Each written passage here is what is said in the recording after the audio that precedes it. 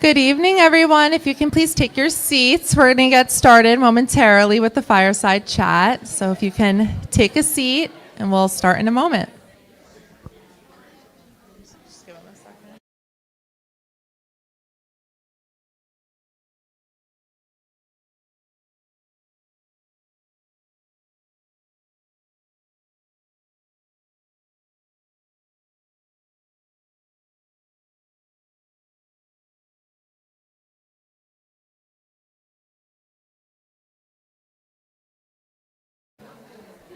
If I said...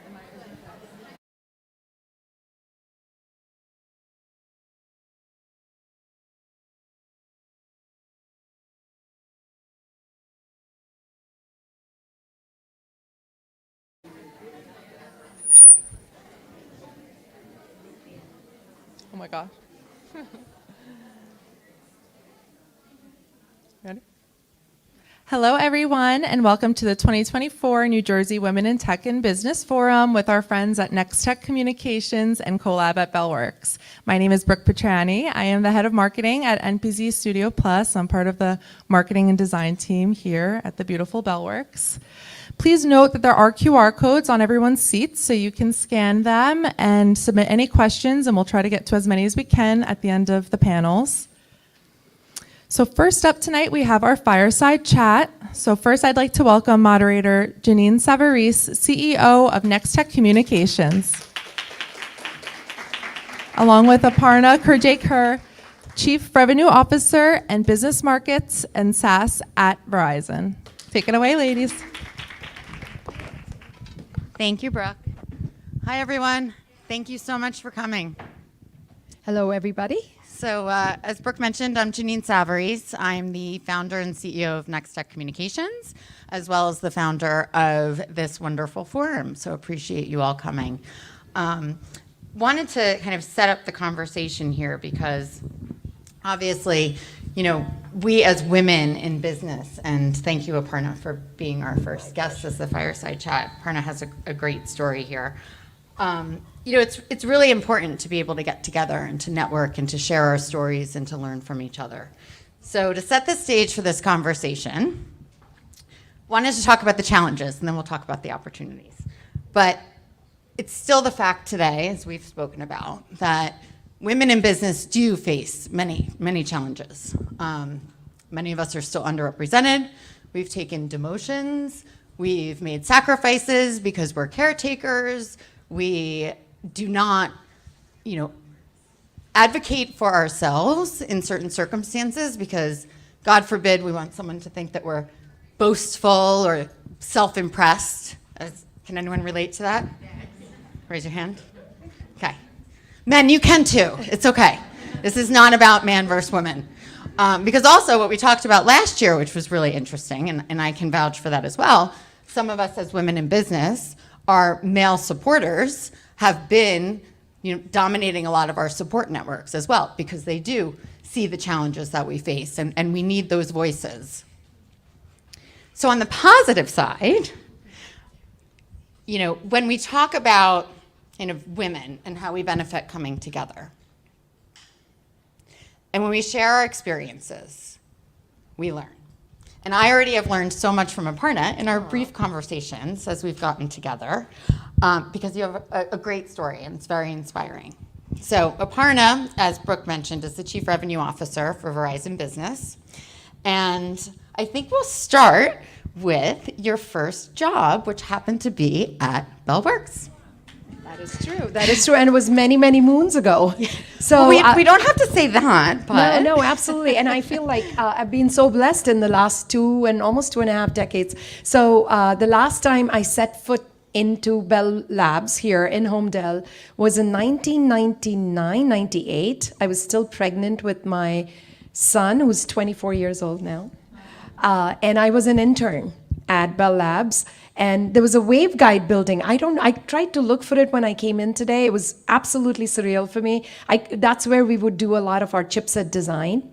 And I was one of one in a group of highly, highly accomplished scientists doing a lot of work with coding. And I had a degree, against my name, but I definitely didn't think I belonged there. But that was the start, and here I am doing sales. I have about 16 billion of revenue that I deliver for Verizon with my team.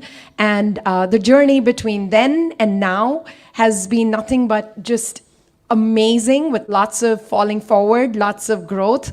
And if you ask me then where I would be in 20, 25 years, there is no way I would have told you I would be doing sales, because I never thought I was cut out for sales. And this is by far the best job I have. So let's talk a little bit about that. By the way, she has about a team of 7,000 people. Only 7,000 people she has to look out for. So as an engineer going into sales, can you tell us a little bit more about how that happened, and what do you enjoy about sales that maybe you didn't enjoy about engineering, and vice versa? I know we're totally going off script, sorry. Totally. And you just said that happened to you at GMA, and now I'm doing the same thing. I love that, but it's a great question. So I started off as an engineer because I'm the sort who, always was very precise, very analytical, needed to take every problem, divvy it up, and, I'm sure how many of you feel that way, right? Like you want to just make sure you know how you go solve for stuff. So highly analytical. And I loved what I was doing in Bell Labs, learning a ton and really trying to grow. And I will tell you, there have been times then, many more times then, but even today, where I feel like I don't belong, and you got to go push yourself and really get to pulling your chair closer to the table and finding a voice. And that's really what I did. And what worked for me, honestly, was taking every job with a little bit of the confidence. So yes, imposter syndrome is real. I use that to my advantage to kind of really lean in along with that confidence and say, I don't know it all. I need to keep learning. I need to keep admiring what it is that the next person is bringing to the table, and be curious about what they have, genuinely curious. So in that kind of the tug between what I bring, any of the skills I bring, and anything that the team has or the individual has, I think goodness happens. So taking that, there would always be kind of a job description for whatever role it is that I took. I would start there and push the envelope and push the envelope. And I keep doing that till a point where another door opens. And that door then gets me to another beautiful place. Sometimes it works. Many a times I've had to say no to those open doors because of work-life choices. But many a times when it's worked, lean in again and then do the whole thing over again.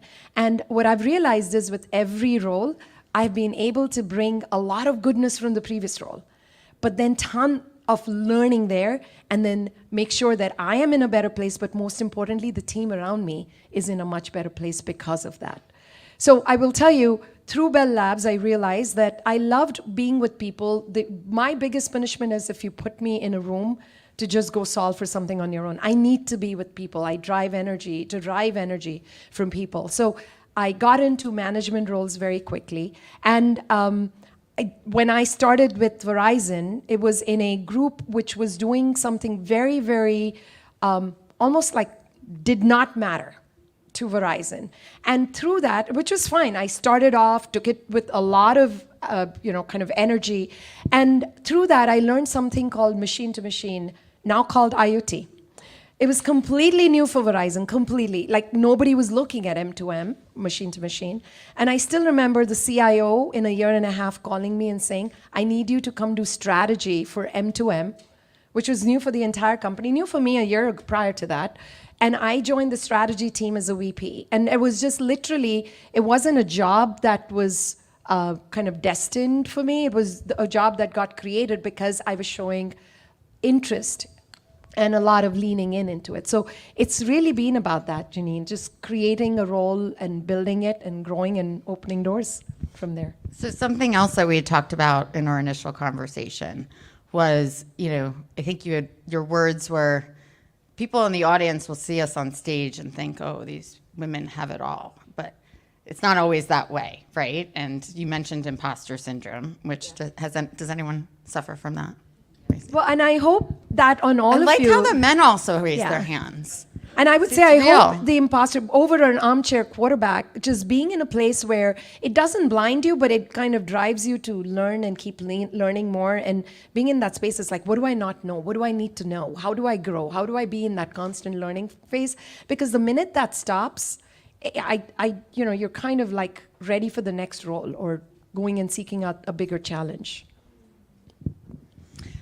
And we also talked about facing failures. So, I know that when you're talking about your dedication to pushing and opening doors, and a lot of times people will feel like they've reached that point where they just don't have the energy to do that anymore. So, how did you keep that momentum going to keep trying and keep making sure you were pushing yourself?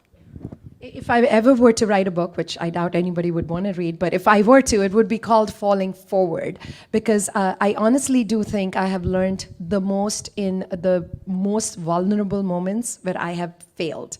And as I was growing up, being highly competitive, I had a brother who was super achiever and just got things easy, and I was always trying to catch up. And I would love to be, that number 1 and 2. And I would... and it's sad that I did that at that time, but I would walk away from things where I knew I wouldn't be at the top. So a race or a game or a competition where I was like, I'm not going to be the best, I would just not do it.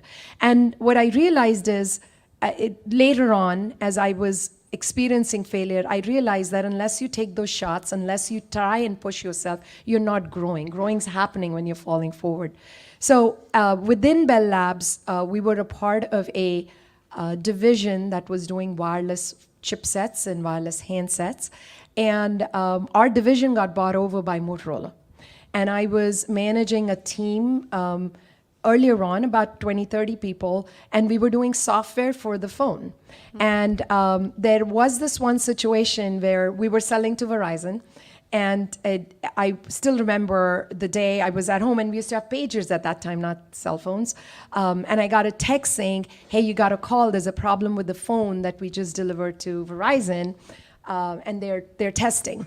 So I called, and everybody was very, very serious. The VP was on the call, and we're like, okay, this is like, not a great situation. And what I heard was the phone actually, while it was charging in one of the senior execs' room in Basking Ridge, where I work now, smoked. It actually caught fire, and it was smoking. And it turned out the flaw was in the code that was I was responsible for, and my team was responsible for. And quite like in most teams, you can always point fingers and say, well, yeah, I did my job, but the testing team didn't do their job, or the requirements weren't right. Right then and there, I put my hand up and said, that's my code, it's my fault, we're gonna have to go fix it, and I'll take the full responsibility. And from that day through 8 days from there, we were working day and night to not just fix it, but also fix every flaw that would have resulted in something like that. Unbeknownst to me, on those calls was the VP who used to sit in Schaumburg, Illinois, and he happened to come down 2 weeks later to Piscataway, which is where our offices were, and he wanted a one-on-one meeting with me. Now, I am, a senior manager. The VP, John Cipolla, wants a meeting with me, and I'm like, oh my God, I am fired. So I brought a bigger bag so that I could pack more things into it and head back home. And so I walk into his room very tepidly, close the door, and he sits me down. He's like, how is your learning being in the last 8 days? And I'm like, look, these are the things we've done. We're going to go on a path to get SEI level 5, and we're going to go do these things, and I own it, and this is not going to happen again. And he paused me. He's like, I'm just totally impressed with how you've taken the situation and worked it.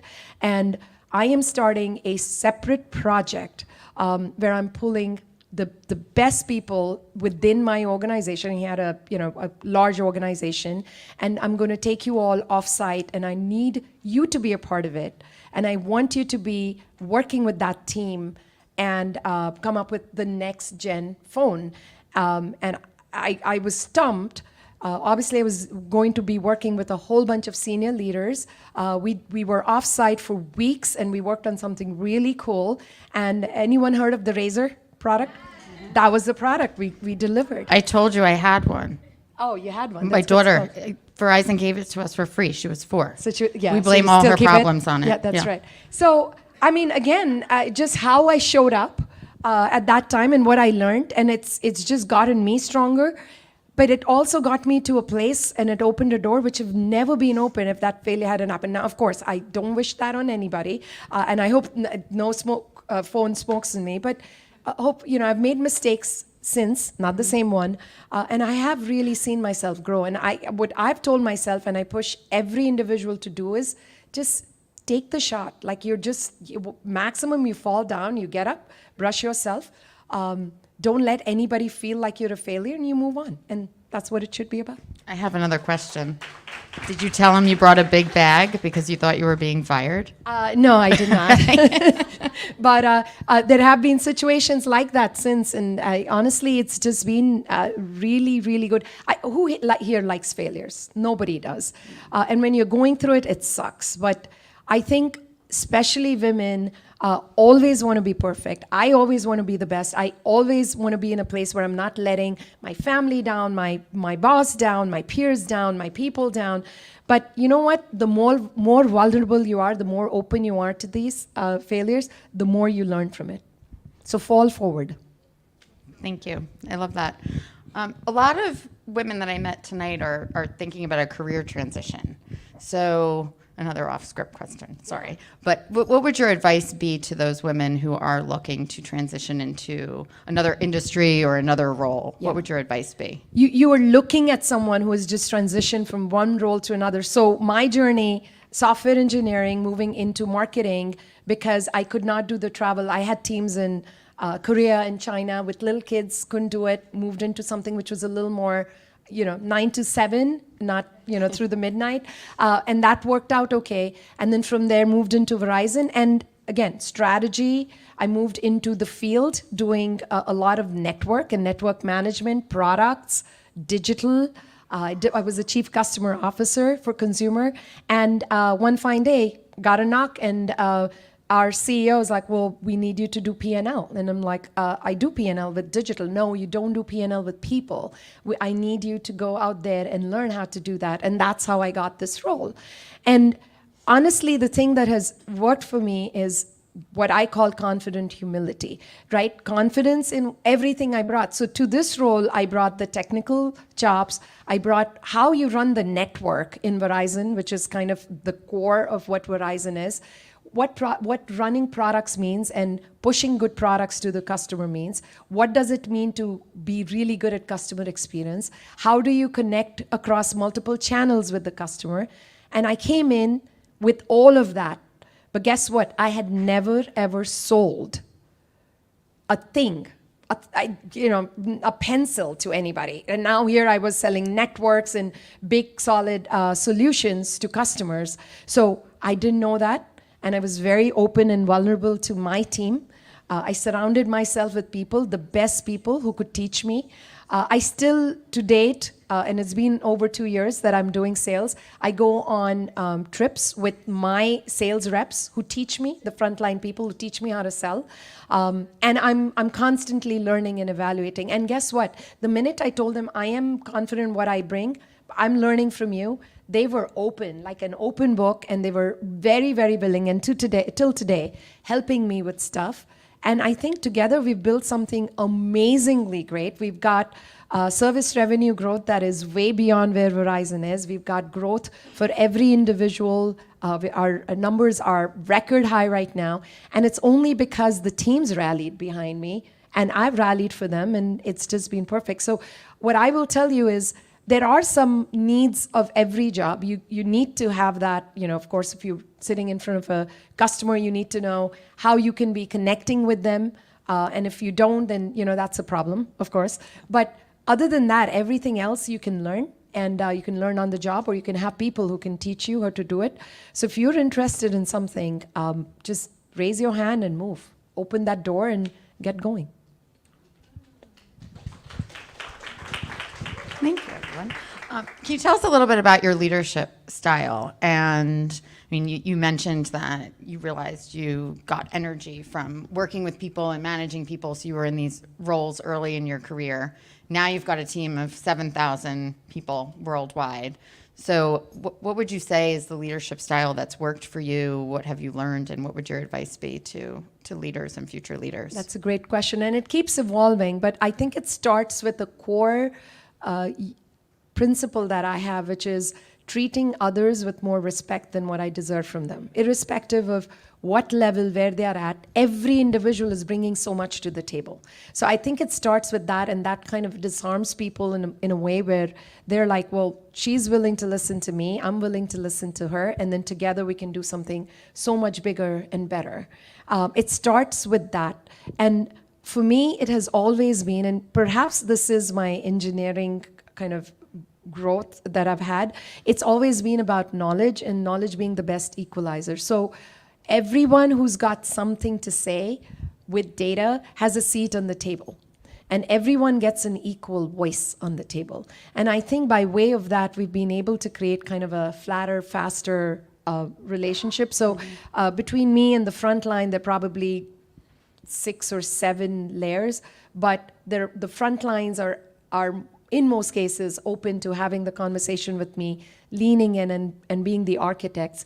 And by way of that, I think what we've done is we've unlocked the power of the 6,000-7,000 people versus the command and control. Here's the idea, and then you push it down. It doesn't work, and then here's another one, and you push it down. And in today's day and age, with technology changing the way we are, we've got to be adapting, we've got to be flexible, and we've got to be ready to say, okay, yeah, that didn't work, let's go change. That's really what it's been about. And the biggest piece of satisfaction I get is not in the numbers, but really seeing people develop and thrive in this kind of a culture. So if you could share a little bit also about some of the, might have been referred to as career sacrifices by some, right? But not by you, because you had mentioned you made a couple of decisions in your career so that you could be there for your family, for your children, maybe prioritizing other things. Can you tell us a little bit about how you came to those decisions, how you responded to, I think, what you had referred to as a little bit of criticism even for those choices? Yeah. So here's the thing. I think for every individual, what is absolutely important to be comfortable where you are is to have your own yardstick for success. Whatever that is for you, I shouldn't be able to dictate that or define it, and I shouldn't allow anybody else to dictate or define it. And I did feel like as I was growing up, I put kind of the pressure of like my parents need to see me successful, and then my in-laws need to see me, my friends are expecting me to. And the minute I shed that and I said, I'm doing this for myself and my family, my close family, and they're in this with me. I define my yardstick. I define what success looks like, and it changes over time. When the kids were growing up, it was a lot about them and how I could stay close to home and not travel. And as the kids have left the home, and luckily they still come home for mom's food, but as they have left, I can do a lot more of traveling, and it's changed. So it's a lot about that. Set your yardstick, make your decision based on that, and be at peace with it. When my kids were growing up, there were a whole bunch of job opportunities. Within Motorola, I was asked to go lead the Korean office. One of the best jobs I could have taken. It just wasn't going to work for us. It wasn't going to work for us. And I said, no. I did not regret it. To date, I don't regret it because I did it for the right reasons, and that it was to be close to my boys. And especially now when they're out of the house, I cherish that time with them. So, it was the best decision we made. But I also remember, we were in Charlotte when I was managing the network team. My husband had his own startup, and I had already kind of said no to a couple of amazing jobs. And the COO at that time called me one morning, and he's like, hey, I have this amazing job. It's a promotion. It's, running all the products for Verizon Consumer. And I said, thanks, John, but no, my son is a rising senior. Not a good time for us to move. I hung up, and that evening, casually, I mentioned it on the dinner table. We always have dinner together when we're home. Again, one of the decisions we've made. And so I just mentioned it. My son, who was the rising senior, he looked at me, he's like, Mom, that's stupid. It's a good thing you have kids at home who, really bring you down to the ground every day. It's amazing how quickly that happens at home. And he's like, Mom, that's stupid. Like, why wouldn't you do it? You can come home over the weekends. I am busy with my tennis and my school and stuff, and you can go take the job and we'll go make it work. And everybody rallied. My other boy, my husband, everybody rallied. Was like, we're going to make this work. So I called John the next day and I said, I'm taking the job. I still remember, and this is the criticism possibly I told you, a friend of mine called me and said, I can't believe you could be so selfish. This is the last year you have with your son, and you're going to be commuting every week. And she's a great friend of mine, and it hurt me, and I was questioning myself, like, did we do this right? I hung up with her and I was talking to my husband. He's like, we've decided to make this work. We're confident. Your sons are telling you're going to go do this and you're going to go do it. And we did it. It took a lot from all of us. I wasn't there for his senior prom because I was traveling. But you know what? He's absolved me of all the things that I haven't done for him, because for everything I've not done, he's seen me work hard for him and the family, and my husband worked for him and the family. And I couldn't be prouder of how great my boys are. And I think it's just really what matters to you and what you could be doing together as a team. And that's really what I think I want to leave you all with. Sometimes you see the world kind of almost unfold in front of you. And as my kids were growing up, I was like, everyone's growing, everyone's got these great careers. And I just had to tell myself, my time will come. And when it comes, I'm going to be in it. And not that I wasn't working, but it was just, I had to say no to a whole bunch of stuff. And it's work-life choices. It's not a balance, it's the choice. I didn't have the choice to drop my boys off every day in the morning. The nanny or my au pair would drop them off. But I had the choice I made. Every evening, you would find me at home with food and warm food on the table with my boys, because that was the choice I made. And if someone else chooses to go get Uber Eats, we didn't have that when the kids were growing up, but you do now. Okay, like, who am I to judge? That works for you. That's great. Thank you. So I think we'd like to open it up to some questions. And I know that we have a QR code. Did anyone scan and submit a question, or should we do this live? Erica's in charge of this. If anyone would like to ask a question, I'm happy to bring it out. Or we do this on the forum as well. Awesome. And just shout it out. I think it's a small enough room, so. She's the boss, so that's okay. We're all bad bosses, badass bosses. So this is a question from the forum. It says, Aparna, you've been speaking about humility, and if possible, could you expand on what that specifically means to you and how that manifests in the workplace for you? Yeah. And thank you for that question. So humility for me is to be quickly able to say, I don't know. I was wrong. You were right. And I've learned something, and let's build together. And it's so disarming, I cannot tell you. Sometimes it feels like, oh my God, in front of 2,000-3,000 people, if I say, oh, I didn't know that, I just learned something new, people will be like, oh, and yet she's my boss? No, actually, on the contrary, provided you bring some other goodness to the table, they're like, oh wow, like, she's human, she's just like us and fallible, and she can make mistakes. And then they feel like they can make mistakes. They're allowed to take chances. And I think it just opens up this really good culture where folks are able to call each other out and say, hey, look, this could be done better, or I could learn from you. And I think that creates a great learning environment for folks.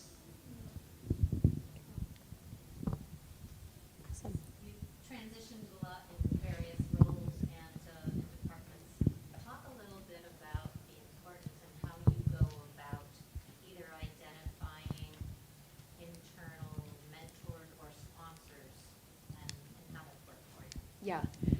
I think this has been a great learning for me, and I've always looked for mentors and sponsors, and sometimes your work speaks for yourself and people automatically become your sponsors, and that's happened for me.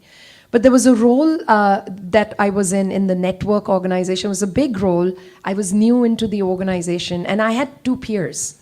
So I managed the South, someone managed the North, and then the West. And I came in with this zealousness to kind of prove myself, again, humbly, but not totally humbly, because I was like in a hurry to move and move quickly and move forward. And in a couple of months, I realized things weren't going really well with me and my peers.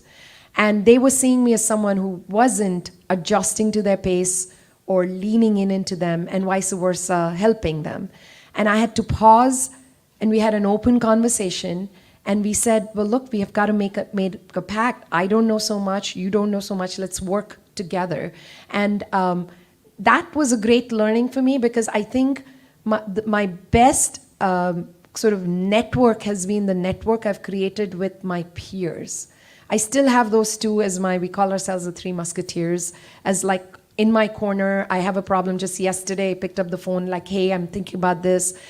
So I feel like I've gotten a lot of that over the years. Many of them are reporting into me now. Some are kind of my peers, and it's great to have that camaraderie, and you feel the comfort in them.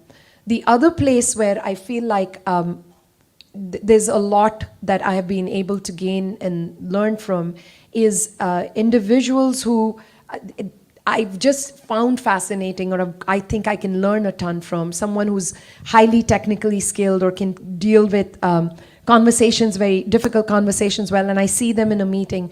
I've made it a point to reach out to them and learn from them. And you never know when it is that you're going to need them or they're going to need you. So I'm a big believer of your network is your net worth. I'm a big believer of starting to build those networks long before you need them.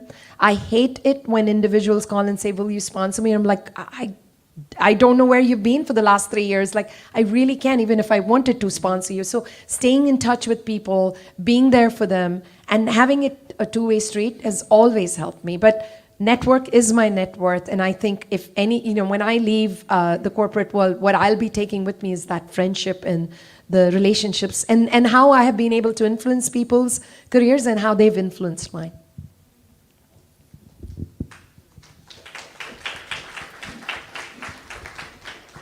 Is there anybody else who'd like to I think ask a there's question? one in the back and one in the front, so we'll start with you in the back. You're closer. Because Erica's closer. There's that one brave man in the room who's going to ask a question. All eyes on you. It's really a two-part question. One, what's your why? And how does your why align with your purpose? That's and I ask myself that, and my whys have changed a lot, but they absolutely always end up with my family. Somehow and somewhere, I want to be doing right with the people, and at the core, it's my family, my parents, and my husband and my kids. I just like to see them being proud of me and me being proud of them, and it's a unit. And the next why then spreads into my work family, and the why becomes more about them. I see myself striving and pushing more and more for the people and what they need, and uncovering opportunities for them, and being able to plug out a lot or pull out a lot of roadblocks for them, individually or as groups. So that's become my why, and that's almost automatically resulted in my purpose, which is kind of being able to lead in a way where I'm unlocking. I don't lead at home, they lead me. But it's really unlocking people and being that force multiplier. And the absolute pleasure that I get in that when I see people thrive and grow into bigger things is just, I can't count that in words. Thank you. You had a question? Oh, Erica has the mic right there. So practically speaking, as you moved between different fields within your career and worked your way up, at any point, did it come up that you had to go back to school basically to meet some requirements of your new career? Yeah, so I have taken a lot of classes. Verizon has a ton. I go on Coursera and take a ton. When I took the network role, I was lucky enough where I had a third party come in, and every week I had 3 hours carved out where I was taking coaching and learning.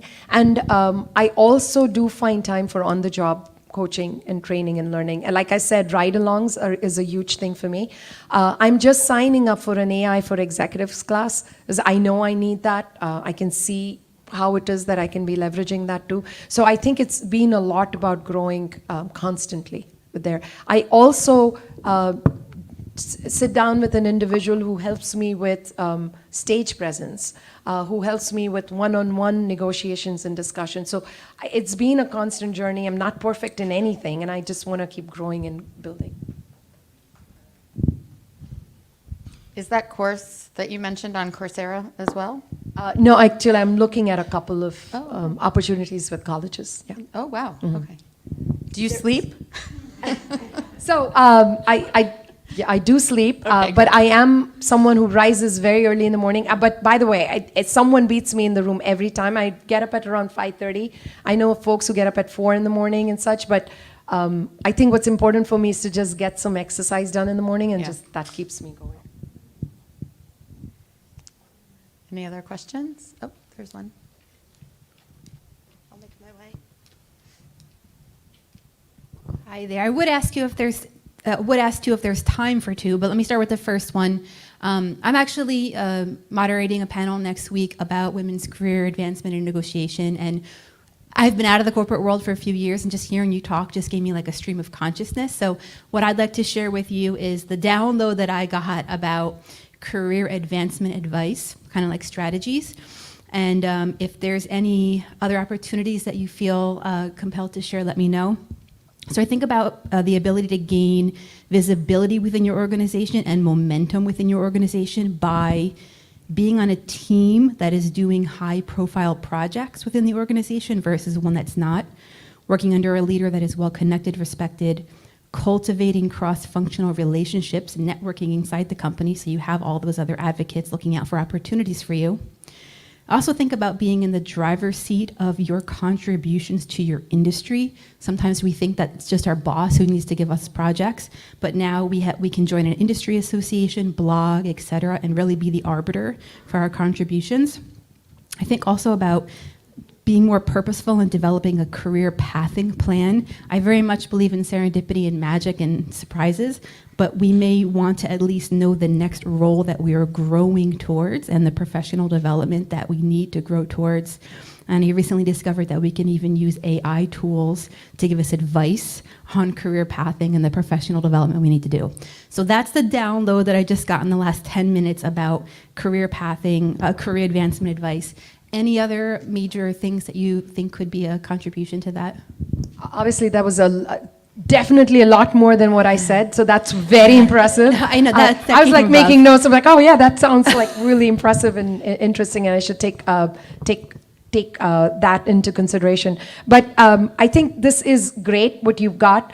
The piece which I feel like after all is said and done, after you've got the right kind of knowledge, the perspective and the context, and you build the relationships and stuff, I think the piece that we've got to just make sure of is the fact that not everything is meant for you. So there are roles, there are things which either you wouldn't like, even if you're pushed into it, or you know you're not going to be good. So it's not like everything is made for everyone. So just be clear on what you want, but also what you don't want in life. And you said something which I didn't do. I didn't have a concerted, very cultivated kind of a career, like this is next and this is next, and I was lucky enough. But you said something which is really important, and I'm facing it right now, where it's like, what's next, and do I seek it out? And I was of the opinion, and I'm changing very quickly, that you just do good work and doors open, and someone comes in and tells you to go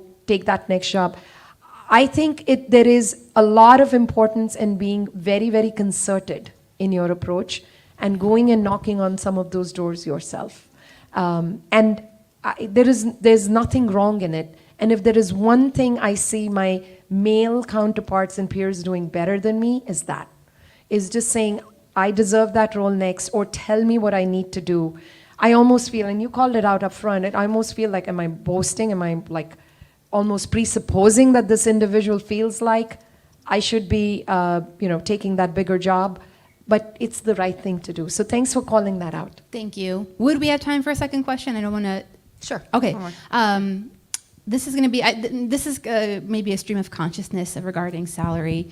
I personally had an experience where there was a major pay gap, and I had to use the legal system to get justice. And now I teach women, how do you ask for a raise? How do you change your mindset? And I realized recently that I take issue with this idea of telling women, just know your value. It's you have to do the homework of quantifying it and going in there. Because at any point, an organization can do an audit and bring people up to where they need to be. Do you have any words of wisdom on women advancing their compensation beyond just the paradigm of that it's on her to somehow know her value and not have shame about not negotiating for herself? Yeah, and I think this is a very important topic. The pay parity is reducing, but it's still 87 cents to a dollar, at least in the tech world. So it's still lower. So number one thing is ask. Many times you don't know what your peers are making, but it's worth asking HR, worth asking your boss, hey, am I getting paid appropriately? I will tell you that does wonders nowadays, because I've had individuals do that, and somehow miraculously that individual's gotten a raise or out of cycle raise. So people will do that. Most companies are starting to do assessments like you're calling out and work it. The other thing is, one of the things that helps with pay and pay change is moving jobs.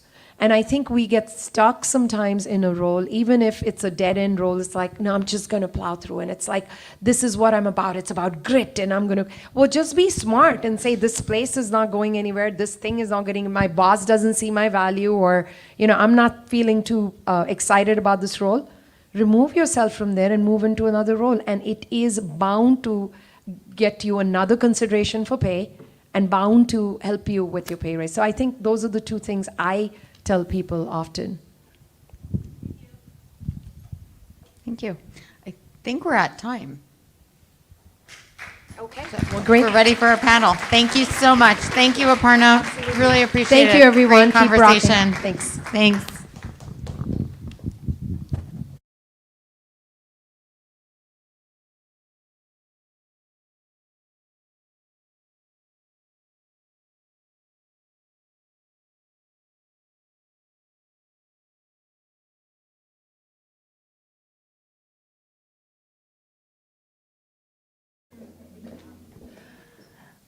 And we're going to be starting the Investing Women panel shortly. So if you want to grab a drink or a bite, it'll just be a couple moments.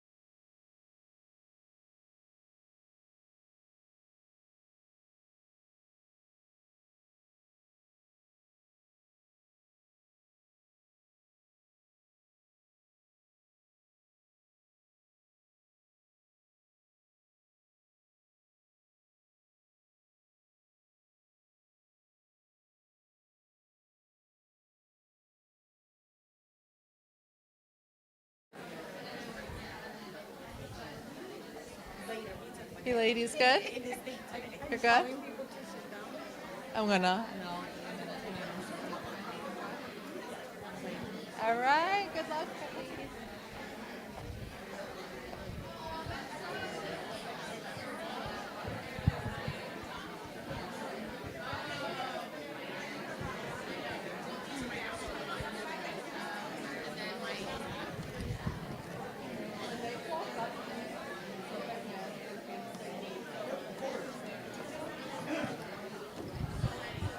All right, everybody, we are going to get started with the Investing in Women panel. If you could just, you can stay up by the bar, but, oh.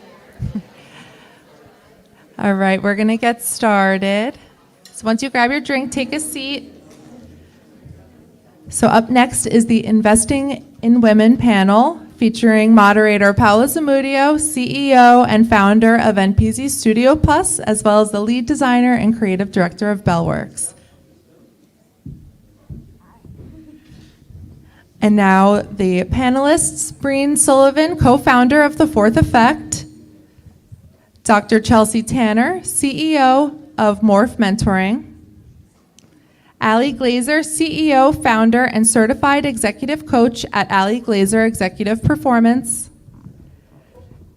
and Ananda Kutain, outreach coordinator at the Women's Business Center. Take it away, ladies. Thank you, Brooke. Well, first of all, we're very excited about this panel of amazing thought leaders, kick-ass women in business and tech, especially today on International Equal Pay Day. Woo! Woo! A quick fact to start things off.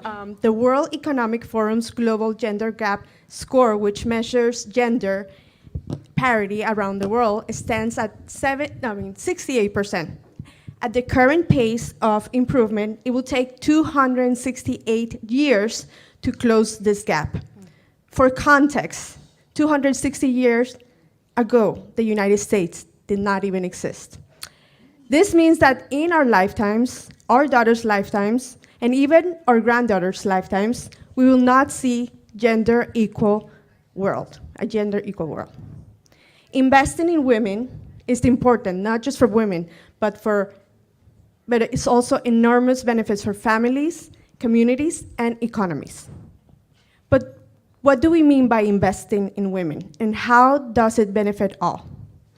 This can mean investing in girls' education, women's time, resources for women like healthcare, safety, and entrepreneurship. So, how do we invest in women? Before we get into it, can you all share a little bit about yourselves and do an introduction?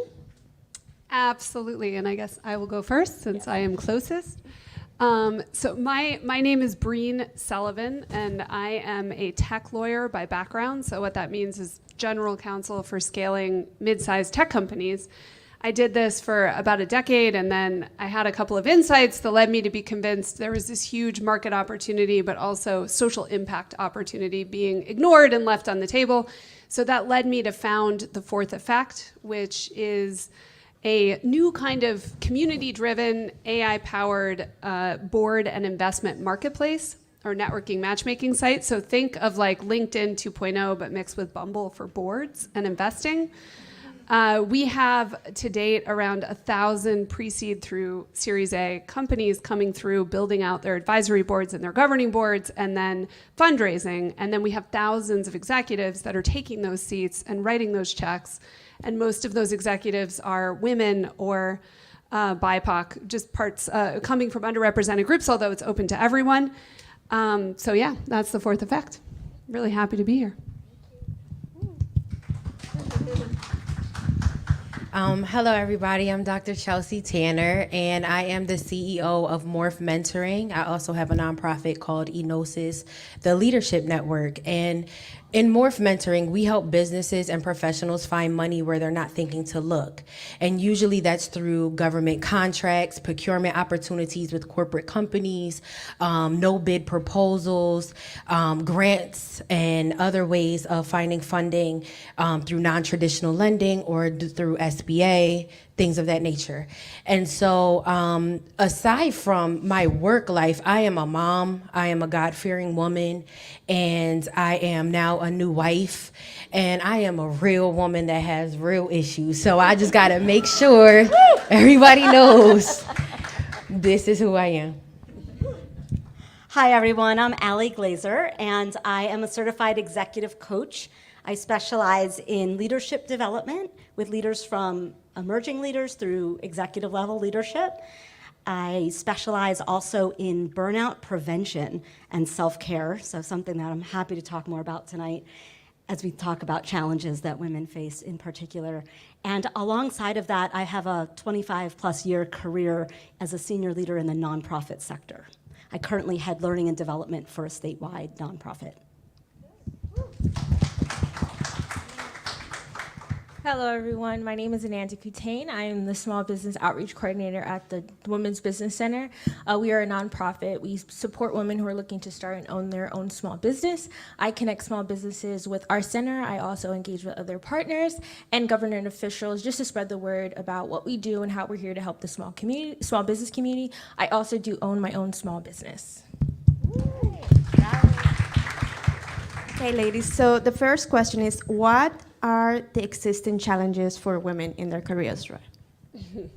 Okay, so many, as we were discussing back behind the corner there. I think most people probably realize that. And I just want to start with this answer with pointing out that the gender power wealth gap is extremely real. It definitely exists. And there's some statistics that I think are really relevant, especially given some of the questions that popped up earlier. So, one statistic that some of you may have noticed the article a couple of years ago in the New York Times that was celebrating the fact that women had finally ascended to 25% of C-level roles in Fortune 500 companies. It took a long time, they finally got there, but then they double-clicked on that and they realized that the 25% of women, in fact, had 1% of the equity, of the wealth in those companies. And the 75% of the seats, which were held by men, had 99% of the equity of the wealth in those companies. And of course, money is power, so what does that say about the 25% that did, in fact, get there? And then another statistic I have to say, speaking about this gender power wealth gap, relates to boards, and obviously because this is central to, to what we are doing at the Fourth Effect, people frequently hear the statistic that 29% of board seats are held by women. But what you don't hear, what you don't hear and what is never said, and this drives me crazy, it's that statistic is less than 1% of companies in the United States. So these are publicly traded companies, and that's because they have a reporting requirement. Over 99% of companies in this country are private. So therefore, we have no idea who's sitting around the table in the boardrooms of those 99% of companies because they have no obligation to report it, even though they account for literally 85% of the GDP and 88% of the workforce. So people were asking earlier, what do we do about pay equity and why is there this imbalance in companies in the United States? I think this is a big reason why. I think because 99% of those companies, there are no women sitting around the table. So yes, it's 87 cents on a dollar. When this is raised, the executive team is mostly men. The women that are there don't have power, and the boards are all men. And so I think that this imbalance is vast, and it creates a lot of explicit and implicit challenges for women all throughout their career in the workforce. So the last thing I want to say about that is then, okay, so then what do you do about it? And that's why really the problem we've been working so hard to solve is how do we get all of these scaling companies before they're fully baked, before they're too far down the road. How do we get them to build boards and actually create seats, and then put talented people in those seats who may or may not be men, and really start to change the composition of the leadership, the money and power at its root, so that we can change it overall. So women, I think you can go do that. You can get involved, sit on boards, start investing. And I'm sure we'll talk about that more in the rest of this panel. That's wonderful. And I want to add that I'm coming from an entrepreneurship perspective. And because everybody comes to me for money, right? That's my thing. People are like, oh, Chelsea, she got the money. She knows how to get the money. And so what happens is I always tell people I'm my own case study, because I am an African-American female, and we are at the bottom of being funded. And so a lot of times people don't realize that as a female, it's already hard for us to get funding for our businesses with the banks and with, investors. They look at us very differently. And so the fact that I'm at the bottom, I'm my own case study. I've literally applied to, and my credit score was a 792 at one point, and I had great income in my company, and I've applied to a bank that I will leave nameless, who is under investigation. However, I applied to this bank, and I also applied for a client of mine who was, and I hope you don't mind me saying this, it was a white male who was one of my clients. He received $500,000 in a line of credit. I did mine as a study, and I received $500 in a line of credit. And so as I have my client base, I'm always collecting data and everything. And I work with over 200 plus banks at this point. But the funding available to us as women is significantly lower than it is for males who own businesses. On top of that, when it comes to procurement opportunities, this is the reason why they have these initiatives for DE&I, and they have the initiatives for women-owned business. Get your certification as a woman-owned business. There are set-aside programs for us because we're underfunded. We are underserved. So this is really important for us to know about this issue at hand. And I've even seen some companies put women on their boards so they can win our contracts. We need to keep a hold of what belongs to us and really be aggressive in this industry. So that's my endpoint. Thank you, Dr. Chelsea. Yeah. And I'll add imposter syndrome for sure, and burnout. Burnout is real. So I think that we heard a lot from Aparna earlier about these topics, and I was like, yeah, that's what I came prepared to speak about. And so you're seeing people at the highest level of corporations, the most impressive women executives that you can imagine, who are saying, yeah, it's a struggle. It's the voices that we tell ourselves, those things that we think about how we're not ready to be at those tables. And clearly, everyone in this room has that capacity, has that ability to be at the highest levels of their fields, of all of your fields. So I think that we have to put a little bit less pressure on ourselves, and we have to allow ourselves to step into our confidence. We have the ability, we have the capacity, we have the intelligence. Don't let yourself hold you back. Self-care, for sure. Oh, I'll talk all about that in a little while. For sure. Yes.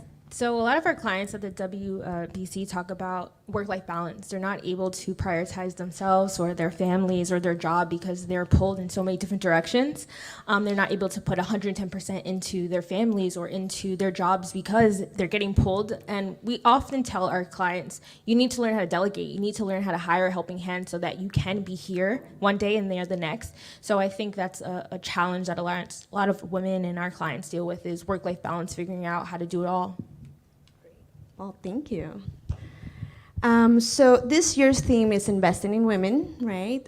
So were there individuals, organizations, or communities that took a chance on you to accelerate your career? And how did those experiences and support play a role in getting you where you are right now? Go ahead.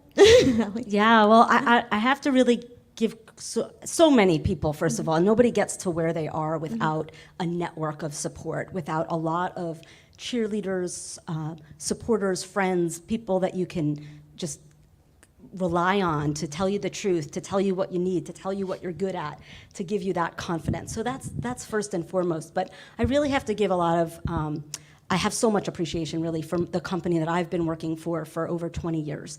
And as the senior leader, there was so much investment put into me and my peers at the table.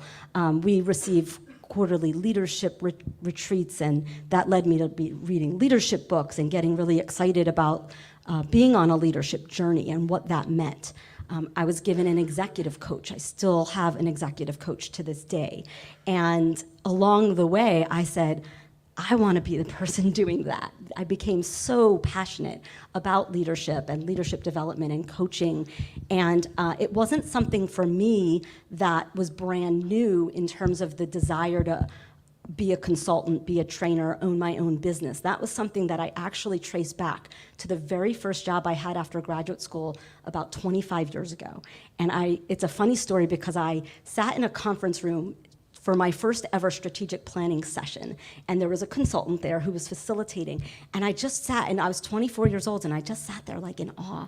Like, I want to do that one day. I need to learn more about this. And I said, can I just ask you, how did you get to where you are?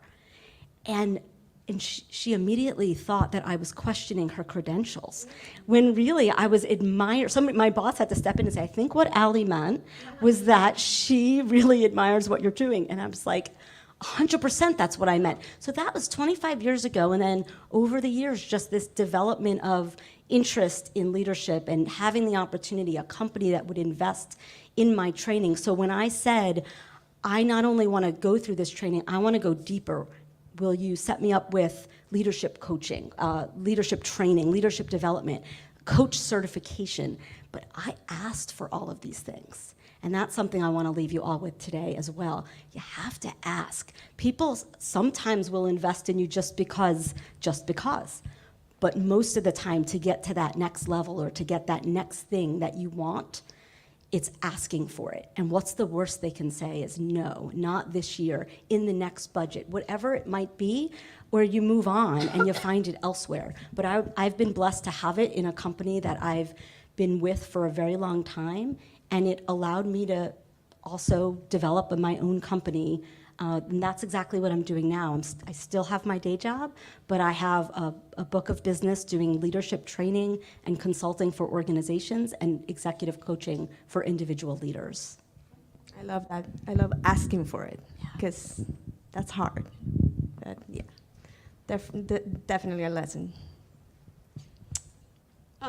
I guess I will jump in because I have something kind of unexpected or an unexpected source that I experienced in my career. And it actually had a lot to do originally with the idea behind the fourth effect. So I hit this point where all of a sudden I realized I wanted to be seen as strategic and not tactical. And I didn't want to just say over and over, I'm strategic, so I'm ready for that next level, that promotion, to really be at the table. And what I realized, there's all these different things you can try to make that point that you're strategic, but this is what led me to kind of connect the dots with early stage companies, scaling companies, entrepreneurs, especially underrepresented entrepreneurs, because they need all the help they can get. As you mentioned, they're not getting funding, and they don't have a lot of the traditional resources and backing that you think of when you think of a founder. So finding those entrepreneurs and investing in them is a way to invest in yourself, because then you're learning by doing, and then you are in a strategic leadership role because you are strategically advising this scaling early stage company. And that can help you, because when you are going in and negotiating for that raise or that promotion, I don't think it's a level playing field. I think it's different rules for all sorts of people for all sorts of reasons. And it's nice to have objective, tangible things you can point to that help make the case for you. So if I could just add, again, I'm coming from the perspective of government money, foundations, things of that nature, right? But first and foremost, and I always tell you, I am a woman first, right? So on a personal level, my resources were church or my bishop's wife or a spiritual mentor. And then you have like your team, right? A therapist, somebody like that. And they were saying, you can do it, go get it, go do the next level, go do it, right? And then now in the government field and in the different municipalities, there are usually offices that are focused on minority-owned businesses or DE&I, diversity, equity, and inclusion initiatives. And that is like a whole thing where a lot of people are getting lawsuits, getting in trouble across the state. Some states have banned this. But Governor Murphy, and he just had his conference yesterday, and he's amazing. He really puts forth these initiatives to help us move the needle and close the wealth gap. And I don't choose sides or anything like that, and I try to stay out of politics. But when you hear someone celebrating you, you go where you're celebrated and not tolerated. And so for me, those municipalities, and I could name a few, Hudson County Office of Business Opportunity, they are huge on teaching about set-aside programs, and it's free. Small Business Development Center, Dr. Jackie, she is huge on that. She's right here at the Brookdale campus. So just to give you specific resources that you can go and take, and they're free. I'm not free, they're free. So go use those resources, you know? So, and they do, they supported me, they have, and they constantly support me, and you're building that net worth through the network, like she said before. Love it. I'm gonna print the T-shirt. You go where you're celebrated and not tolerated. That was my nana. That was my nana. She taught me that. I love that. That's great. Ananda. Yeah, so I think, like you guys all mentioned, I think I could echo it again. I think it's important to find a group of people, like you said, who celebrate you, who help you, who encourage you. I think at the WCC, we have Strong Women, Strong Coffee, which is kind of a network of women who are in different fields and different industries where you're coming together and thinking of ideas, how to just push them to the next level. So I believe finding community, finding people who you have shared commonalities with is important, and it can help you as well. Great. Love it. So I love this question. Next question. What investments or what roles can we all play in elevating women, and how can women invest in themselves? I say we use each other, use each other's services. First of all, let's go support each other. A lot of time women can be against each other. Women are very catty. And so we gotta put that stuff aside. Like, no, you're my sister. Like, why am I coming against you? And I like to call the elephants out in the room. Like, I don't want it to be like that. So I'm gonna support that woman-owned business. And I think that we can create our own network of supporting each other instead of going to Walmart that sells, I don't know, oils, right? Why can't we go to the woman who sells those oils? You know what I mean? So that's one way that we can start to invest in each other's businesses. I would say your best investment is yourself. That even starts with self-care, prioritizing your mental health, your physical health, set aside time and your goals to just say, I'm gonna focus on me, I'm gonna focus on my career growth, I'm gonna focus on my personal growth, my family growth. Just focusing on yourself is always the best investment. So I'm going to jump off on that and go into a little bit more detail, because I have a whole philosophy around that, actually. We're very much aligned on that. And I said I'd talk about self-care and burnout prevention as well. And so I answer that question as well with, first and foremost, starting with yourself. Giving yourself permission to take care of yourself. Giving yourself permission. And so I have a philosophy, and so those who know me or follow my business or my brand, it's not entirely original, because I see it all over, but somebody just texted me, a friend texted me, it was on someone's shirt, it was on it's all over, it's all in, be all in. And so I said, I said, thanks for texting me, this is awesome. And she's like, I thought of you as soon, you know you have a good brand when somebody sees that phrase, be all in, and they text it to you. I thought of you right away. And I said, or it's just not original. But nonetheless, what that means for me, it is about being at my best. So the question I pose to all of you is, what do you need to be at your best? Your best for your family, your best for yourself, for your relationship, for your team, for your projects. And so being all into me is about being engaged, being energized, and being confident. And so that doesn't just happen.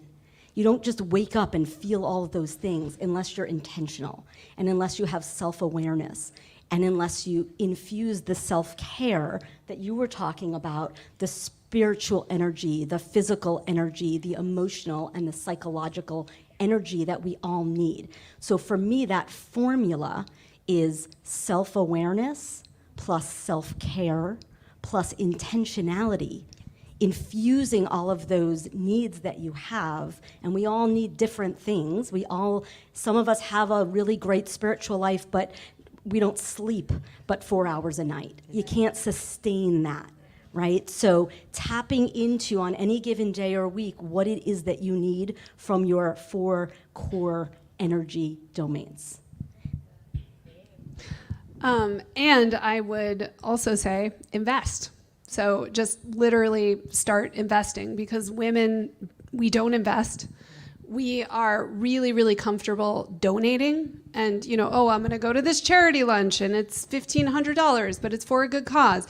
But what we don't do is write an angel check and invest in, a woman entrepreneur's business, or to your point, buy their product. That's another way to invest. You're investing with the power of the purse. But I do, not everyone knows these stats, more stats, but women entrepreneurs, they don't get any traditional institutional funding investment. They really don't. It's very small. It's less than 2% of VC funding goes to women. I mean, I don't off the top of my head remember what goes to women of color, but it's horrendous. I mean, less than 2% is already pretty bad. But And Latinas. And Latinas, absolutely. And the reason why this is so important is not, we should do the right thing and invest in women. No, it's because the entrepreneurs are solving the problems that they experience. So women, we are underserved because we're 50% of the population, but only 2% of our problems are being solved. And white men are 14% of the population, but they get 98% of the investment dollars, and they don't have a monopoly on problems. So if you think about your quality of life, so whether this is like a healthcare issue, whether this is, a company like mine that's helping women break into the board candidate pipeline, these things don't exist because underrepresented founders don't get funded. So women can invest in themselves if they actually invest in women entrepreneurs. Also, because we're a really good bet, we make more money, like our investments do better in general. Because it's really, really hard out there for us to get far enough to have a company that you could invest in. So doing that, growing your own personal portfolio of wealth, because you should start as early as you can. You can do all types of investing even before you're accredited. Many of you might be accredited and you might not really realize it. So, I would say jump in and actually get involved in angel investing, get involved in venture investing, go volunteer to be a mentor in the entrepreneurial ecosystem. You'll get to know some GPs, and it's an on-ramp to a lot of money that otherwise you're not going to get to, benefit from. Amazing. What resources are available for women to get an upper hand who might feel limited in their current career paths? Coaching. In all seriousness, executive coaching is, I see people in the audience like shaking their head. So I have a coach, and it can be, with the right coach in the right situation, it can be transformative for you as an individual. I've gotten more out of executive coaching on a personal level as I have, as much as I have on an executive level and a business level. It transforms your ability to think when you have a trusted advisor, not a therapist, but a trusted advisor who's just with you on your leadership journey. As you're moving through your career, as you're thinking about your what's next, and what's the gap between where I'm at and where I want to be, and how do I get there? How do I get the skills? How do I get the network? How do I get the opportunities? And then just while you're in the role that you're in, how are you showing up? Not just with regard to the philosophy I shared earlier, but as a leader, how are you showing up so that you are developing other people, that you're providing opportunities for other people on your team that you are with? All of these things. I once had a moment, and this was about 10 years ago, and I remember it because it was so profound. I was in a session with my coach, and I was telling him about this very challenging situation I was having with somebody that was on my team. And as soon as I finished, kind of, you said ranting earlier, as soon as I kind of I guess it was more of a vent than a rant, but I was venting, and I was waiting for them to say, yeah, Al, you're so right. And instead they were like, have you looked at it from that person's perspective? Like, who else says that to you? Your cheerleaders just say, yeah, you go get them, right? And my coach said, why don't we think about that a little bit differently? And just the fact that I had someone who could reflect back what I was saying and allow me to see things from a different perspective, and then help me raise my leadership game, my skills, my confidence, my competence. It's been transformative. So I think that executive coaching is incredibly powerful and a really great investment, hopefully, that your company's making you, if you ask for it, because they might not just offer it, but also one that's worth it. And actually, I have executive coaching for my company, and I also invest personally in a coach as well for other aspects and matters of my life. I would add mentors. So one of my mentors that I met last year, she's from Arizona, and she's very wealthy. She mentioned that, if you have this handful of people, or the first 5 people that are in like your immediate contacts that you call every day, and none of them are at the next level of you. So if they're not millionaires, if they're not billionaires, you need to find someone that is on that level that you're trying to get to. Because if you're not looking at someone who's already there, or you don't have access to someone who's already there, then how are you going to level up when everybody's always feeding off of your energy? And so when she said that to the group, I was able to, and she said, you don't have to actually even know them. She said, you can start following them on social media. Find somebody who aligns with your personality, your vision, your purpose, and then look at them, study them, read their books, read their novels. And so since then, I've really been embarking upon the mentorship. One of my mentors is Dr. Miles Monroe, and he's dead, guys. He's not here anymore, but he left so much information. His legacy lives forever. And so I watch his videos over and over and just take it all in. And then I have mentors that are still living. And so with that, I've learned that I cannot do this without a mentor. I agree with that 100% because I do that all the time. I create mood boards, I create vision boards, I see people who inspire me. I feel like I'm friends with them, even though they're not. But I read what they did read. I follow, and I think that's very important, especially at the beginning of a career, or to see who's making it, and it happens. It's manifestation, I believe. That's right.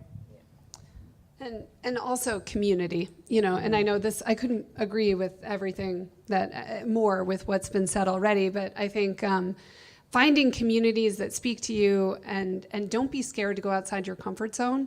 Like, I know, for instance, lawyers, I don't know if there's other lawyers in this room, but they tend to only go to networking events with other lawyers. And my whole, my career really got interesting when I accidentally went to an event that was not for lawyers. So, at first, when I realized that, I almost hightailed it out of there. Like, I don't want to be here if there's no lawyers here. And then really that was so powerful because it was putting yourself in other worlds and outside your comfort zone. So I think that's good. And then, peer networks, and you might find peer networks if you are going outside your comfort zone and outside your industry. That are more effective because it's not just, within one silo, like within one company or within one professional association. I'll also add that I have built a really strong network of people through LinkedIn. And so through either posts that really resonate, because it's like you're already seeing what people are about just by reading their posts. And then, connecting with people that way. Connecting with people on webinars for me has been really effective. So somebody that I saw in my field on a webinar on LinkedIn, and then joined the webinar, and it was small enough where I could connect with a number of people, following up afterwards with a message so that we remembered like how we met each other.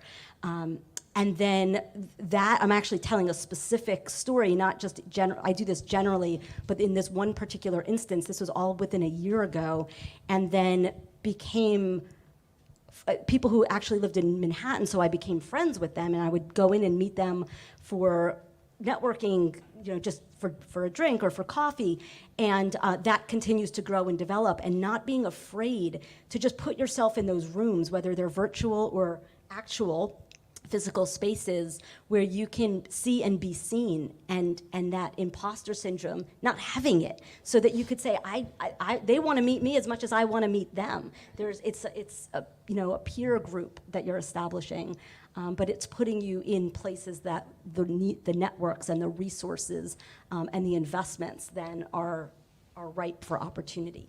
Yeah, imposter syndrome is real. I remember sitting at tables and feeling like, why am I here? But then I started to say to myself, I'm here and I'm taking space and I'm actually going to bring more people to Right.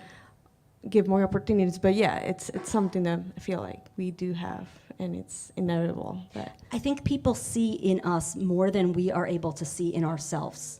And so I've had conversations where I'm thinking I'm speaking to someone who's just so much more accomplished, and not from a competitive standpoint, but just because I don't see myself in a particular way necessarily, but then they'll reflect back, like, wait, I thought I was meeting you, like, that was cool. And I'm like, really? So even when you have confidence and when you can keep imposter syndrome in check, that and there's a humility to it, but it's really also just about there's no one's better than anyone else. That we've all just have different paths and are in different places and have come along in different ways. But it's about stepping into your own confidence and believing that you deserve to be in those conversations, to be at those events, to be on panels. Yep. I could only echo what you all have said already. I think mentorship, business counseling, community is so important. I think finding people who've been there and done that before is really important, because they could give you a sense of guidance to help you on the journey that you're trying to get to, the goal you're trying to reach. So I could just echo again, community is important, mentors, business counseling, just people to help you on the journey. great. So last question, ladies. What is the worst advice you ever received? I know I have a lot of bad advice I got, but thankfully I didn't believe in it. And if you could give your younger self advice, what would it be? Okay, so I think the worst advice I ever received is put your head down, do good work, the work will speak for itself. And don't worry about anything else. That is not true. Unfortunately, we are political animals, love it or hate it. So I think how you can maneuver in the workplace really does have so much to do with the success that you end up experiencing. And we heard a lot of that in the keynote speech or the fireside. I think that was spot on. So that's why it was bad advice. And then to my younger self, I think what I would say is that this actually really echoes something you said, which, relationships, I really think relationships are everything. I really do. And I think that you are the people you aspire to be.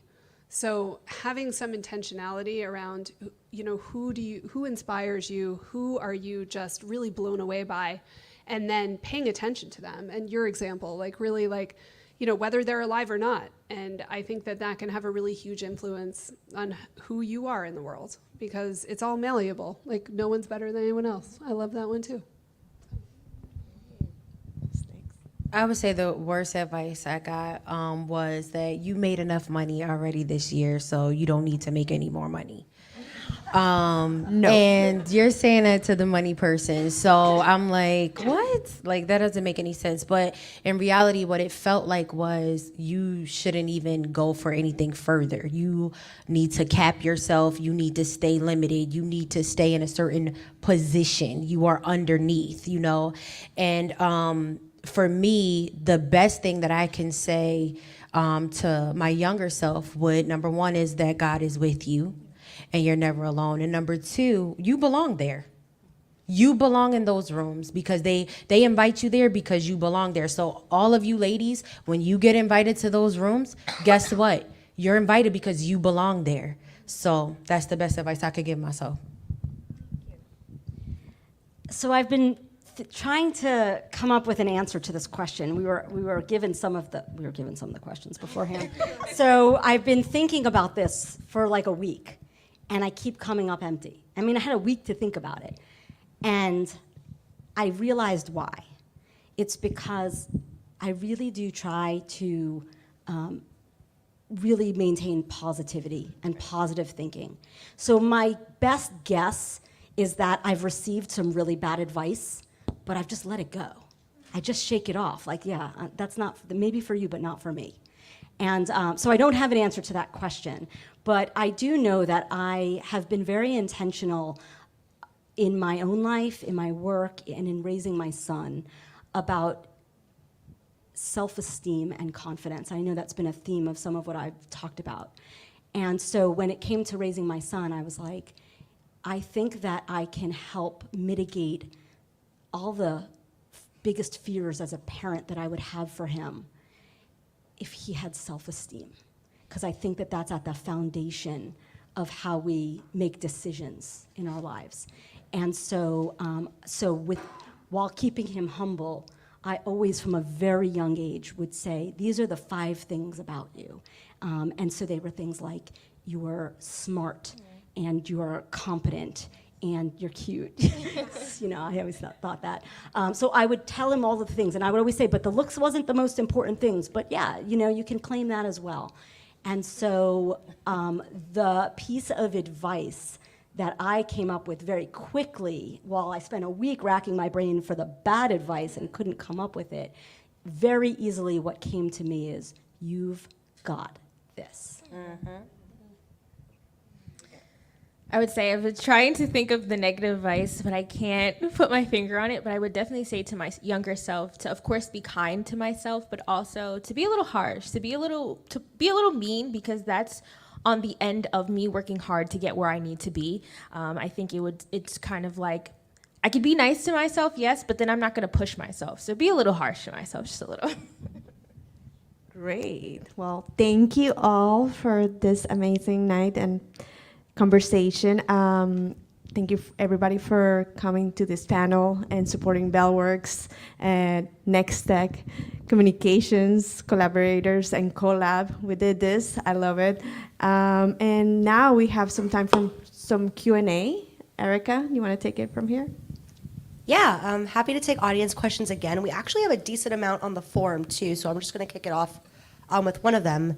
And actually probably a good segue to what you were talking about, Allie, with raising your son is, how would you advise women who are equally interested in starting a family and starting a business? It's hard to get a business off the ground with a newborn, a problem unique to women. Well, my son he's 20 now, so I started my business when he was, you know, a 16 or 17-year-old. But having boundaries for yourself and priorities for yourself is really, really important. And so knowing what it is that you want to prioritize from a family's perspective, knowing what you want to prioritize for your business, for your next step, for whatever it is that you're trying to step into or step toward, I think that's really important, is to know what that looks like. You mentioned a vision board earlier, and I think envisioning for yourself what that looks like. Aparna talked earlier about decisions that were made with other people in her family. Not everyone has that, but for those who do, whoever's in your closest network, what does that look like for the people that you live with, that you know? Did you want to say something? Oh, you look like you were about to speak. No, I'm waiting for you. I'm good. No, I think that's enough from me. So I am that question. I have not worked since 2015. My little brother died in 2016. So I have not worked an actual corporate job or job since 2015 and 2016, because when he passed away, I left everything that I started. I was a school teacher in Jersey City. I left all of that and I came back home, which is Monmouth County. And so it is possible. When I tell you it is possible, it is possible. You take it in little bites. How do you eat an elephant? One bite at a time, right? But again, you have to have that support system that says, you know what, you're going to start a business. Okay. We'll watch the kids while you have to go get that meeting, right? We'll make sure that the kid is in daycare while you're doing what you got to do. If it's a newborn, figure out strategies for your company where you don't have to be present so much. For example, I'll give you some AI tips. Loom allows me to make a quick video while the baby's quiet, and I can send that to the client, and now I don't even have to have a meeting. I gave them instruction, I screen shared, I showed them how to do it. So be innovative when you're thinking about your business strategies. Use AI, use online platforms. COVID pushed us to using online platforms. Yes, we're trying to get back out into the community, but you know, honestly, it's still a thing. Microsoft Teams, people don't want to meet. Get on the phone, do what you can. Put the baby down for a second, go in the other room. It is possible. So whoever asked that question, it's possible. And my business has been thriving ever since. I will never work for a corporate company or any other company besides my own ever again. Basically, get creative with technology. Yeah, leverage it. Yep. Great. Great. I'll ask one more through the form, and then if anyone in the audience has a question, would love to hear from you as well. This question comes from Stephanie, who asks, sorry, I recently started my business back in June, July as an occupational therapist, helping survivors of trauma. It is a fairly rare area in my field, and at times it feels like I'm carving out a new path. What would you say to an entrepreneur who is carving something new? Well, one thing I'd say is find other entrepreneurs that are maybe doing something similar or that are adjacent to you if it truly is something new. Finding other entrepreneurs is so incredibly helpful and valuable on the entrepreneurial journey because they're experiencing what you are experiencing and really no one else is. No one else understands that. So strongly recommend finding founder communities. When you're a trailblazer in your field, you have to think way outside the box. So, I mean, I even have advice for them right now. I don't know who, Stephanie, right? So Stephanie, I have advice for you right now. Literally, I don't know if you have a nonprofit or if you're interested in a nonprofit sector, but there is so much funding for trauma-informed patients. You can get very creative with programming. There's tons of contracts for you with Department of Justice and municipalities. So if you need to have a conversation after this, I'm more than open to talk about all of what you really can do with what your goal is, and what you have as your vision. Also starting networking groups or joining existing networking groups. I'm actually a member of a group called CoLab, and I found it's mostly for entrepreneurs or solopreneurs, and but it's just a community, and we meet virtually, and similarly, it's nobody's in competition with anyone. It's just you have a sounding board. You have your own little personal group of people who are invested in each other's success and can bounce ideas off of each other. And it's outside of your, I think I talked about that earlier, having that in your personal capacity is super important, but having a business networking group is also really important.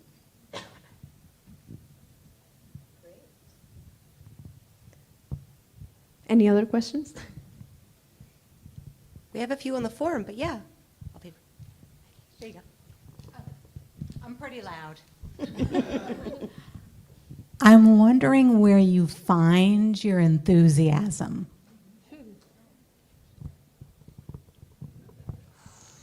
Well, I have never been called shy or not passionate about what I do. It's because I think I'm just lucky and blessed to be doing what I want to be doing. I've rid myself of things that don't serve me. And that coaching helps with that, frankly, not in a commercialized way, am I saying that, but it allows you to kind of reflect in a way that we don't often give ourselves time to sit with someone who's focused entirely on us and what we are all about. And one of the things that I've really gotten good at as I've gotten older is this relationship, is this job, is this situation serving me? And if it's not, and what I mean by that is it adding value to my life? And if it's not adding tremendous value and there's no need for me to be a part of it, just rid myself of it. And so it allows you to then focus on the things that you really are passionate about, which is how you get the enthusiasm to kind of be present. Yeah.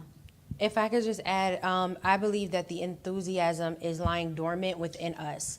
And so why do I say that? If you discover your purpose and the reason why you're on this earth, then that enthusiasm won't let you sleep. It's like a fire burning inside of you. You're literally thinking about all the things that you want to do or you can do. And so once you discover that one thing that you're purposed here for in life, on this earth, it will feed that enthusiasm like never before, and you will not be able to sleep or put it down.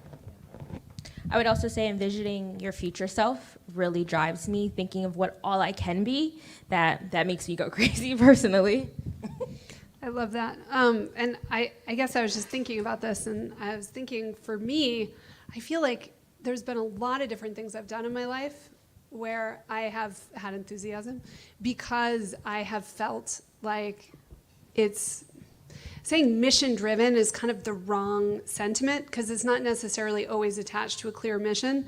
But if I feel like what I am doing is to the good, like something bigger than myself, and if an air conditioner fell on my head and I died, my last thought would be like, okay, I'm glad I did this today. Like I'm not wasting my life. And it doesn't have to be like, oh, you're making $1 million or whatever. It can be anything that just gives you that feeling, that you are part of something bigger than yourself. That's right. There's a question over there.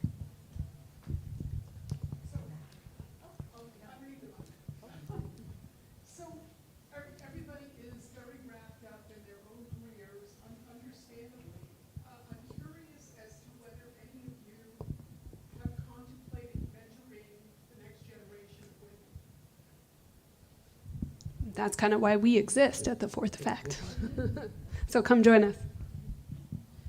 100%. I have a daughter. So my first thing is home first. And everything I do, she's watching me. So as I mentor her in the house, I've been offered positions to mentor young women that's interested in entrepreneurship. And so my nonprofit, Enosis the Leadership Network, we're having a kids biz expo in Jersey City in November. And, so that's how we mentor the next generation.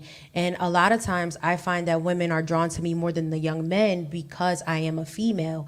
So by default, we are mentoring the next generation of women. So I just retired from a 16-year gig as a professor, 10 years at Rutgers and 6 years at Brookdale, right up the road over here. And I took that really seriously. I have a social work degree, an MSW, Master of Social Work, and so I taught social work courses.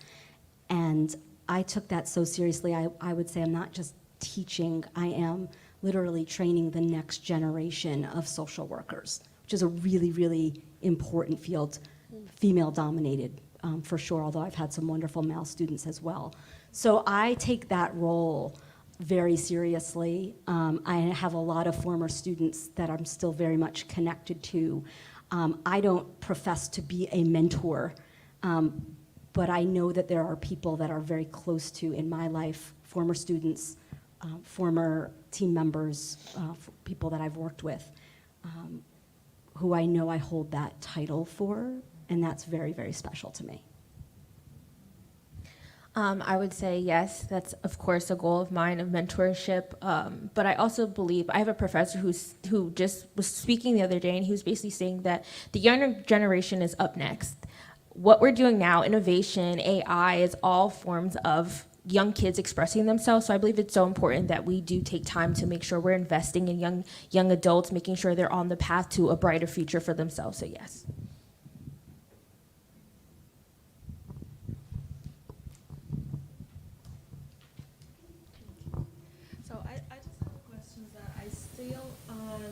I'm still sticking on the strategies that you have to start and run your business until it will bring you like some sort of profit, all on your own cash and cash flow, and probably your business cards.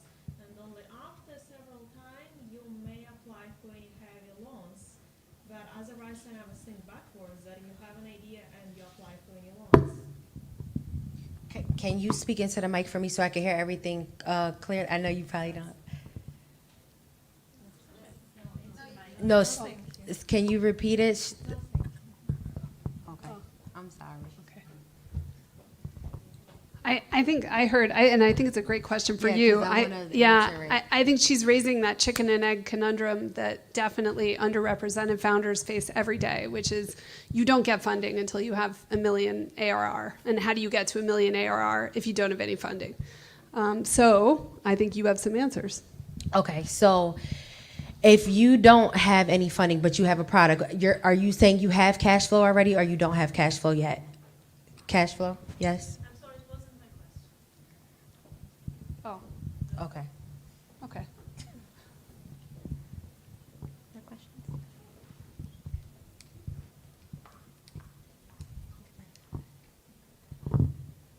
Hello. I just want to say thank you to all of you women who are talking about your families. I've been back into the workforce after becoming a mom for about 1.5 years. This is the first time I've heard anyone talk about their families, and I think it's wonderful. My question is, are there any platforms or networking platforms or mentorship programs for specifically single mothers? No, go ahead, you go. I was gonna say that I literally, that's been on my heart for the past like 3 months, is to start one, because before I got married, I was a single mom for 9 years, and I kind of just been siloed with just a few different mentees that are single moms, but I am definitely considering starting that because that is a huge need. We need that. And I know that I'm married now, but I still represent single mothers because, you know, that is the hard thing. But if you know specific ones, but I would love to talk to you, because if you would like to partner or collaborate, let's work it together, if that's, you know. That's such a beautiful idea. I love that. I do know there are some, and I'm thinking of Mom Up, and then there's, I want to say, Mompreneurs, and there's a couple out there. So I would do, like, you know, ask ChatGPT, and that might be worth your time. And I would just add to that, and I love what you said, because while I was saying to myself, no, that's not a question for me, that's not where I'm at right now, I don't know the answer. What came to my mind was exactly what you said, which is, and this is generalized, this advice to anything that you're thinking of is something that you need or want in your life, is if you can't find it, although chat makes it really easy to find things these days, is start it. Yep. Start it. That's how every single, you know, that's how we do things. We used the term earlier about manifestation. And I have a close friend and somebody who I bounce ideas off with personally, business, all of it. And we both were saying to each other recently that we both have manifested where we are right now. That she remembers me saying something about owning my own business, and I remember her saying something about starting a foundation, and we're both doing the things. And so sometimes it's about the manifestation, but if there's not a group out there that you want to be a part of, there are other people out there shaking their heads saying, I want to be a part of that group. So be the one that puts out the note on social media. It'll take days, that's all, to find the right people that want to join you in that pursuit. I love that. Create the opportunity. I think we're at time. So thank you to all of our panelists. Thank you to everyone who came tonight. Thank you for all your questions. Just wanted to close the night out with 2 quotes. So, one by Coco Chanel. Women have always been the strong ones of the world. And the last one is, well-behaved women seldom make history. So we'll have some fun. Yay. Thank you. Thank you, everyone.